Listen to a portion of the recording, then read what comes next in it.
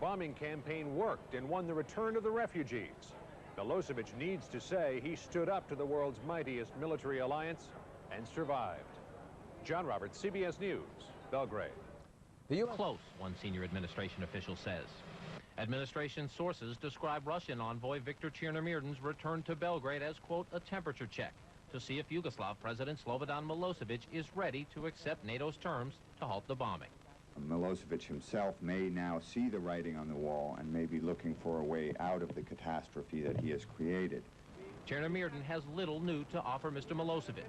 Administration sources say NATO is open to negotiating the composition of the International Security Force, pausing the bombing, but only if Belgrade commits to all of NATO's demands and a firm timetable for pulling its troops out of Kosovo, and allowing Serb monitors along Yugoslavia's borders and at Serb holy sites within Kosovo.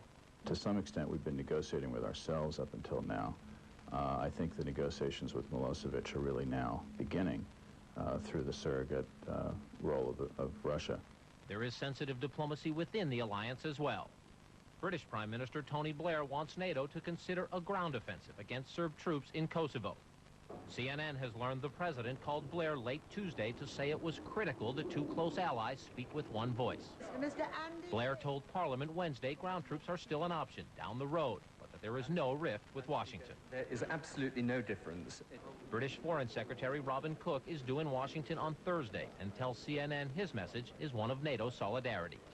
U.S. officials acknowledge recurring strains within the alliance on the question of ground troops, but they say there are no cracks in NATO's determination to carry on the airstrikes for as long as it takes. John King, CNN, the White House. Coming up. Hello, good morning. A NATO missile attack has been blamed by the Serbs for at least 3 deaths at a hospital in Belgrade in what has been the heaviest night of bombing for some time. NATO says they have no details of the incident, but they would never have deliberately targeted a hospital. Sky's diplomatic correspondent Tim Marshall is in Belgrade and sent this report under Serbian government restrictions. This is one of the many missiles which struck the capital in the most intense night of air raids for 2 weeks. They seem to go on all night, with explosion after explosion rocking Belgrade, interspersed with ferocious anti-aircraft fire. Military targets were hit, and so was a hospital. The authorities here say 3 missiles struck the Dedanja hospital, causing extensive damage and loss of life. As you have seen, the hospital has been directly hit tonight.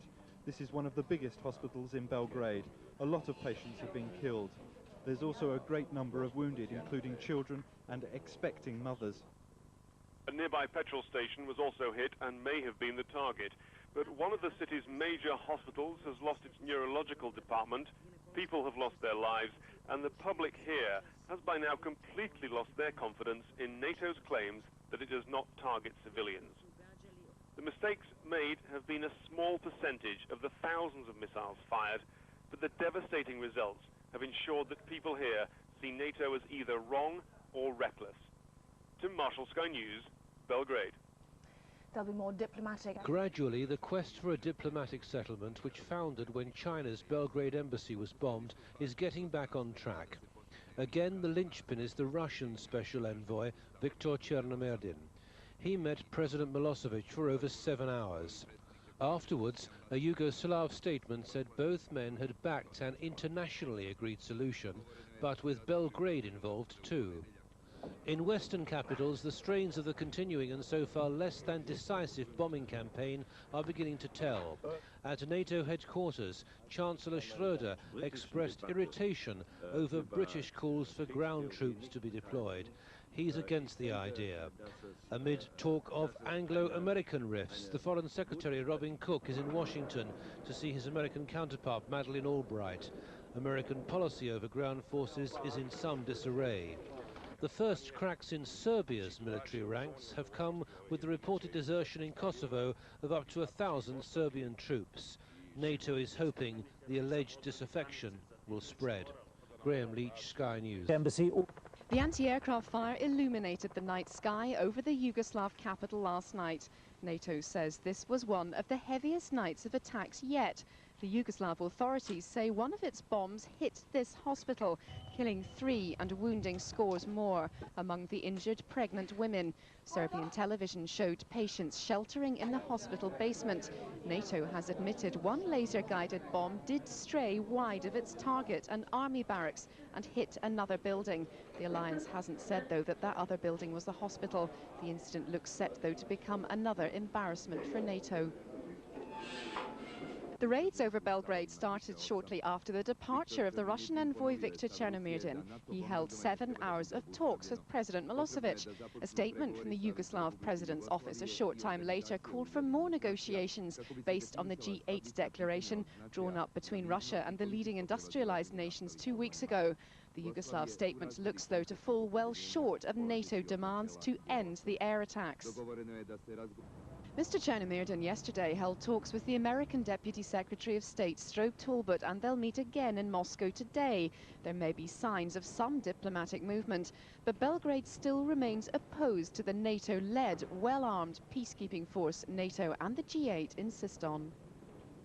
But while the diplomacy gathers pace, a United Nations delegation is looking much further ahead, assessing the damage of nearly 2 months of sustained air attacks in Yugoslavia itself. They saw the ruins of Serbia's only car factory, which once employed 36,000 people. It's a somber reminder of the huge weight of work to be done to rebuild an entire economy once peace is finally achieved. Janet Barry, BBC News. Italy's problems are particularly connected with our geographical position.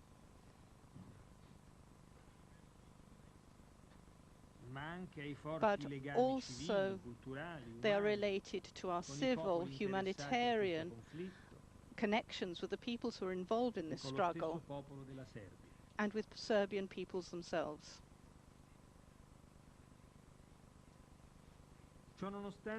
Nevertheless, Italy is fully committed and has accepted its responsibilities.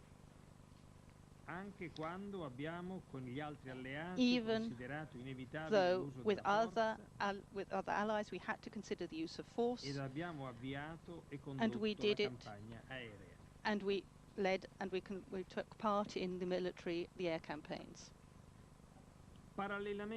At the same time, we are convinced that any solution to this problem must be obtained through political and diplomatic channels as well. Es ist klar, diese Bilder beweisen das Morden und Massakrieren Unschuldiger. Sie beweisen die serbischen Kriegsverbrechen im Kosovo. Mehr als 120 tote Männer. Ende März sollen sie getötet worden sein. Die Regierung in Belgrad spricht von Manipulation. Die Aufnahmen sind jetzt beim UN-Kriegsverbrechertribunal in Den Haag. قام عنان بزيارته الأولى إلى مخيم للاجئين في كوكس كجزء من جولة لتقييم أحوال لاجئي كوزوفو. شاهدت بشرا انتزعوا من بيوتهم في ظروف عصيبة وغير مقبولة، وطبيعي أننا نقوم بكل ما بوسعنا لإعادتهم إلى وطنهم قبل حلول الشتاء بأن نخرج الجنود اليوغوسلاف من كوسوفو ليبدأ اللاجئون فورئذ إعادة بناء حياتهم. وأعلن عنان أنه والوفد المرافق له يقيمان في هذه الزيارة الوضع من أجل تحقيق ذلك الهدف. وشكر عنان الرئيس الألباني والشعب الألباني على استقبالهم اللاجئين في ألبانيا. وفي بروكسل وعلى هامش مؤتمر حول السياسة الأوروبية تجاه اللاجئين تعقده المفوضية الأوروبية، أعلنت ساداكو أوغاتا أنها لا يمكن أن تقول إن ما قدمه المجتمع الدولي كان كافيا. لقد ساعدتنا الدول كثيرا، لكنني لا أعتقد أن أي منها يدرك أبعاد أزمة اللاجئين وتسارع أحداثها. وأحبذ لو أن دولا في الاتحاد الأوروبي تقدم مزيدا من المساعدات الإيجابية، لأن المشكلة مشكلة أوروبية أساسا. وأعلنت مفوضة المساعدات الإنسانية في الاتحاد الأوروبي إيما بونينو عند افتتاحها المؤتمر أن بإمكان الاتحاد الأوروبي أن يفعل أكثر مما فعل. ينجز هذا بتفعيل قوته السياسية لمنع النزاعات المسببة لمشكلة اللاجئين وحلها. وأكد الممثل الخاص للأمم المتحدة للبلقان كارل بيلت الذي يشارك في المؤتمر أن مسألة اشتراك قوات برية في القتال ليست من اختصاصه، وأن الجدل حول وقف القصف والانسحاب مسائل مجالها مجلس الأمن الدولي.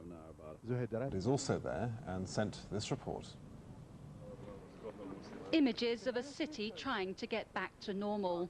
Pristina has been heavily bombed by NATO and a third of its inhabitants have fled, but those who remain are trying to get on with their lives. These people are Kosovo Albanians. They're queuing for new identity documents from the Serb authorities. Some of them have always lived in Pristina, others have come into the city from neighbouring villages. So while refugees leaving Kosovo have had their documents destroyed, here other Albanians are receiving new papers. This man says he came to Pristina after fleeing his village. He says he feels safe here and plans to stay. Food is still getting to Pristina, despite the destruction of roads and bridges and the acute shortage of petrol. Even so, there's a limited supply. Tomatoes are hard to find, and cooking oil is a scarce luxury. The atmosphere in the city is becoming more relaxed. After the fury among the Serb population during the first weeks of NATO bombing, the airstrikes are now becoming a routine. Some Kosovo Serbs say they're willing to live with their Albanian neighbours. This is a state of citizens, not of nationalists. So any minority of any kind of nationality can live here as long as they respect the law of this country. Nevertheless, some Albanians are still leaving Kosovo. These people are heading for the Macedonian border. Some of them have valid documents, others hope to get through on old passports. What's emerging is a far more complicated picture of life in Kosovo than the stories from the refugee camps would suggest. It's clear that the situation is improving for Albanians living in Pristina, but that doesn't mean to say there isn't still suffering in other parts of the province. Jackie Rowland, BBC News, Pristina. La prova schiacciante delle atrocità compiute dai serbi in Kosovo. Gli esperti statunitensi hanno confrontato le immagini di un video girato da un medico kosovaro che denuncia un massacro con quelle che il satellite ha ripreso in due occasioni diverse, la prima volta all'inizio di marzo, la seconda a metà aprile. Lo schermo, diviso in due, mostra dall'alto la stessa zona, la stessa porzione di paesaggio. A sinistra non si nota nulla, a destra due lunghe file di tombe. Secondo gli esperti si tratta proprio del villaggio di Izbica. Si ritrovano le stesse case, gli stessi alberi che fanno da sfondo ai cadaveri mostrati nel video portato a Washington.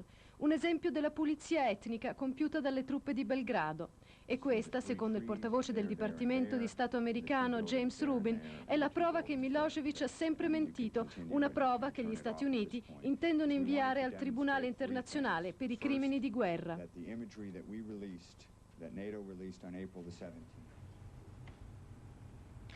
Intanto verifichiamo la disponibilità di Belgrado ad accettare le condizioni della comunità internazionale e la proposta che il Presidente del Consiglio D'Alema illustra al Segretario Generale della NATO Solana.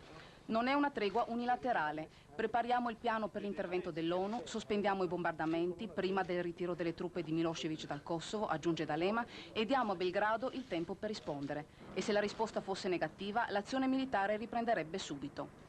Una proposta estremamente utile, commenta Solana, ma purtroppo la risoluzione non è ancora all'ordine del giorno del Consiglio di sicurezza dell'ONU e c'è molto lavoro da fare. Lo ammettono anche le autorità russe, che pure continuano il lavoro diplomatico. Dopo l'incontro di ieri a Belgrado con il presidente jugoslavo, l'emissario di Mosca, Černomyrdin, ritiene si stiano facendo importanti passi avanti. E se il segretario generale delle Nazioni Unite, Kofi Annan, dall'Albania ringrazia per la riconferma del ruolo dell'ONU e chiede a Milošević l'autorizzazione all'impiego di una forza militare internazionale, Washington torna a gelare le speranze di una pace imminente. Il presidente americano Clinton ribadisce che la campagna aerea continuerà finché Milošević non avrà accettato le 5 condizioni già poste dalla NATO, incluso quindi il ritiro preventivo delle truppe serbe dal Kosovo, perché, dice Clinton, gli attacchi aerei funzionano e in Serbia aumentano il dissenso e le diserzioni. In nome di distorti ideali, di distinzioni etniche e culturali, viene totalmente negato il valore fondamentale e reale di ogni essere umano.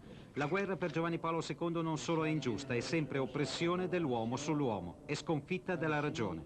Al di là della retorica con la quale sono presentati i conflitti, scandisce Papa Wojtyła, è chiaro che le atrocità quotidiane nei Balcani non sono il risultato delle aspirazioni genuine dei popoli, ma frutto di motivazioni inconfessabili, di interessi particolari, di precise forme di sete di potere.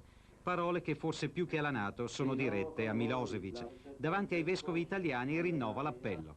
In nome di Dio, Padre di tutti gli uomini, noi domandiamo pressantemente alle parti impegnate nel conflitto di deporre definitivamente le armi. Relatives, or to get their families out of the refugee camps. About 200 volunteers for the Kosovo Liberation Army also go on board. They all come from the area of Mannheim and Stuttgart. Many of them have left their jobs and studies to come and defend their homeland. They bought their equipment in German army surplus stores. The next morning, after a 7-hour crossing, the ferry arrives in the harbor of Dorish, Albania. Mehmet was able to get a good night's sleep. The KLA volunteers from Germany try to prepare themselves inwardly for their new life, the life of a guerrilla fighter.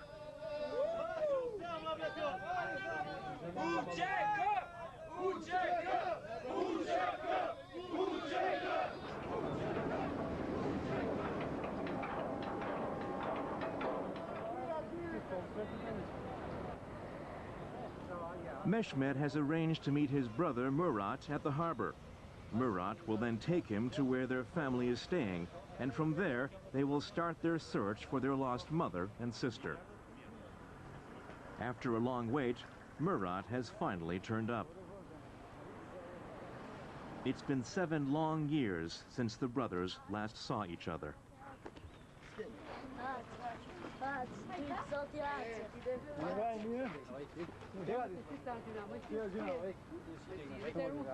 As a former political refugee, Mehmet was prohibited from visiting his family in Kosovo.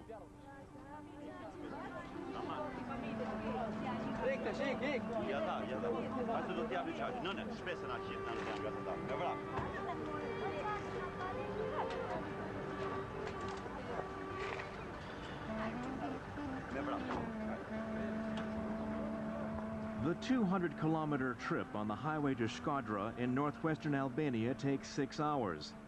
It'll give the brothers a little time to catch up on the years of separation and get to know each other again.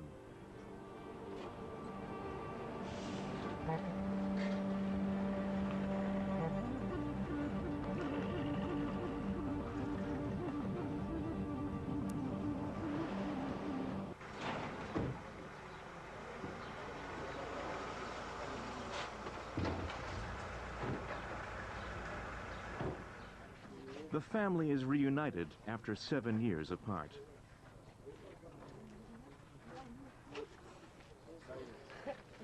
For weeks, Mehmet had been unable to contact his family by telephone. During those weeks, they traveled over 400 kilometers on foot through the mountains, first to Montenegro and then on to Albania. They had no food for the journey and got water by eating snow. At the end of their ordeal, the 14-member family was taken in by an Albanian woman. It was then that they called Mehmet to say they'd made it. They were alive. Mehmet's cousin, Rihac, tells of the family's long trek from Kosovo. We were driven out of Kosovo a month ago. We've suffered terribly. We had to walk long distances on foot without food or water. We walked through the snow day and night. Many of the people in our column simply got left behind. We completely lost contact with them.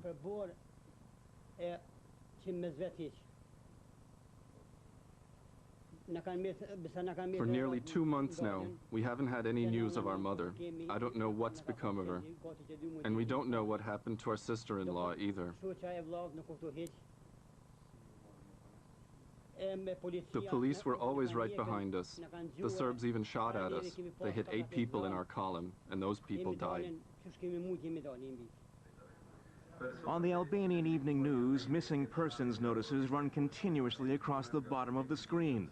The family is hoping, despite all odds, they'll see some clue as to the whereabouts of Mehmet's mother and sister and her 4 children.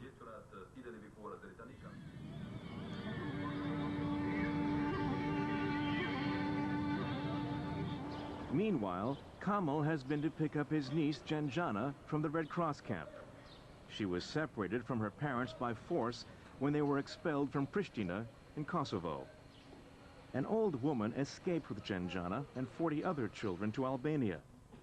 Genjana's parents fled up into the mountains where they and thousands of other refugees were surrounded by Serbian forces.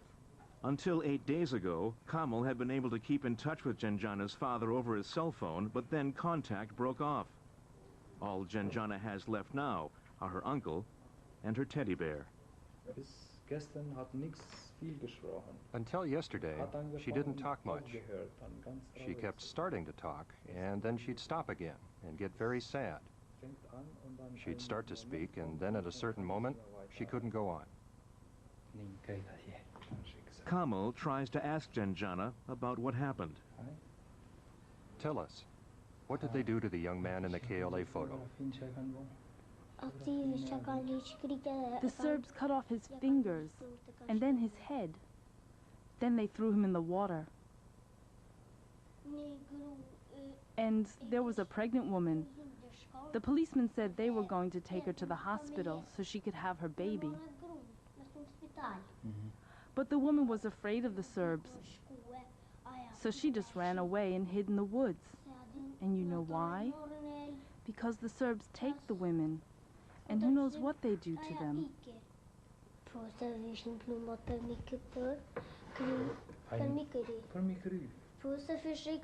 They were shooting the whole time.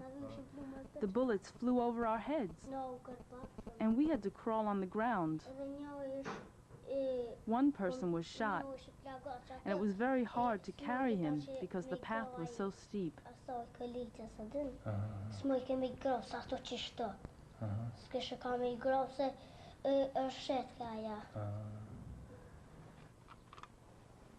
The brothers make preparations for what could become a very long trip. The son of their Albanian host has agreed to drive Mehmet and Murat to Kukës, near the border of Kosovo. Even a small breakdown could be dangerous. Armed bandits frequently attack cars and relief transports. Is the road to Kukës dangerous? We'll see. Maybe we'll be lucky and nothing will happen. Then again, maybe we'll be unlucky and something will happen. The brothers make sure to get an early start. They don't want to risk driving at night. That's when the danger is greatest on the road to Kukës.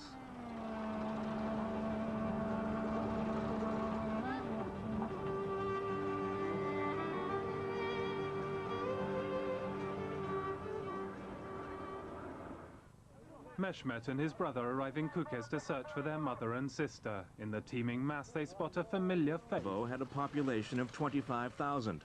Now, over 150,000 refugees are living in and around Kukës in every available space. But the town isn't bursting at the seams. It's long since burst. And there's an acute danger of an epidemic breaking out in the region. Mehmet makes a first attempt to get information about the whereabouts of his mother. He asks among the refugees if they know anyone from his village, or if they might even have seen his mother and sister. The chances of finding them in this mass of people seems non-existent.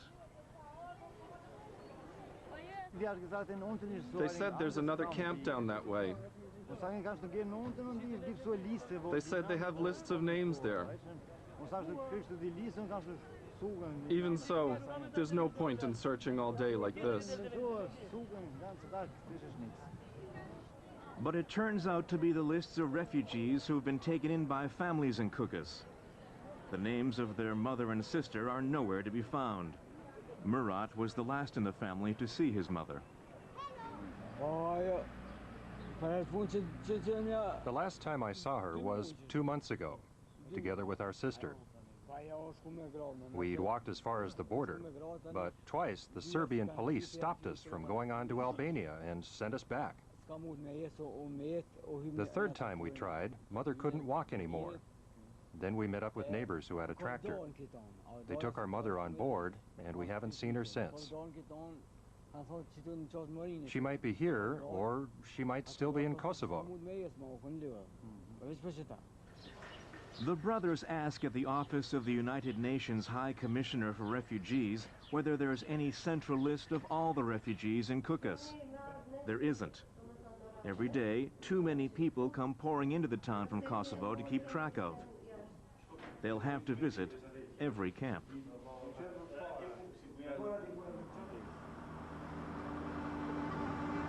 We drive closer to the border. Beyond the mountains of northern Albania lies Kosovo. The world won't know what's really happened there until all this is over.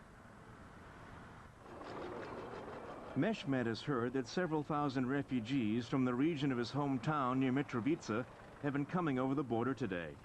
There's a chance his mother could be on one of the tractors. Mehmet has no way of knowing whether she's made it to Albania or is still in Kosovo. On this day, over 10,000 refugees will cross the border and arrive in Kukës. Among them are many dead and wounded. The Serbian militia reportedly started shooting at the convoy just before it reached the border crossing. The refugees are still suffering from shock.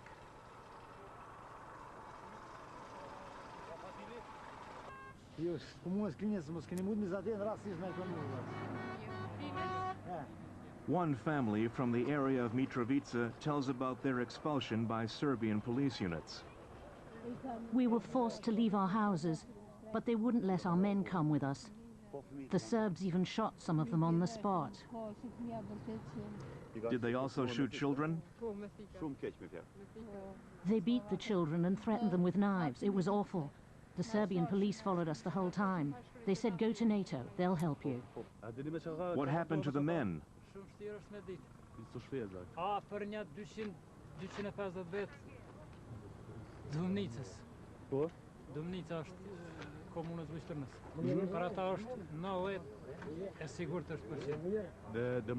He says there's a 90% probability that 200 to 250 people from Domnica have been killed.